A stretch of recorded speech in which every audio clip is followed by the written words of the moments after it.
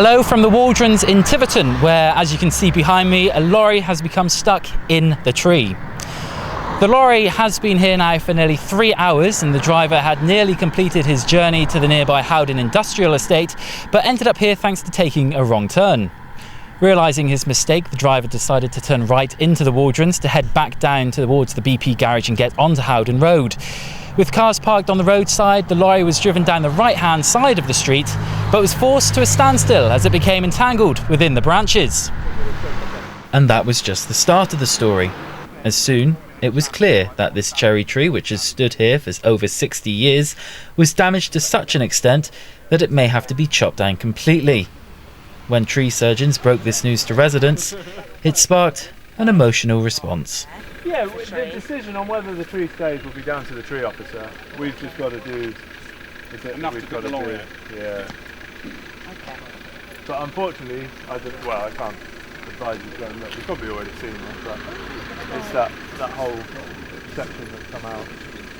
Basically, I think it was just an accident, but the accident's caused the tree now having to come down, which my grandparents have lived here their whole lives, and they're quite down about it because it was a beautiful tree, but I think it was just an unfortunate accident.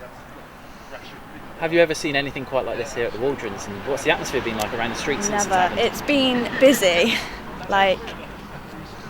There's people that have been loving the drama, and then some residents who haven't because they like the tree. So it's a bit mixed emotions. The lorry, which was trapped within a cherry tree prison from around 2 p.m, is from Swindon-based company Nissin Ltd and was on its way to load at the nearby Aston Manor brewery. Well, the driver's got lost, he's not from round here. Obviously he's taken a wrong turn and he's misjudged what's the tree. At the end of the day, nobody's been hurt. We can replace all the damage on the vehicle. What more can I say? Is this a usual thing that happens, or is it? No, very rarely.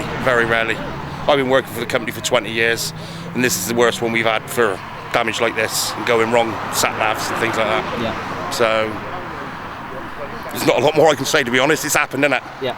You know. So let's just hope we can get it all cleared up and out your way as quick as we can. How's the driver feeling after the incident? Very sick at the moment. He's not very happy at all, which he wouldn't be. He's embarrassed, isn't he?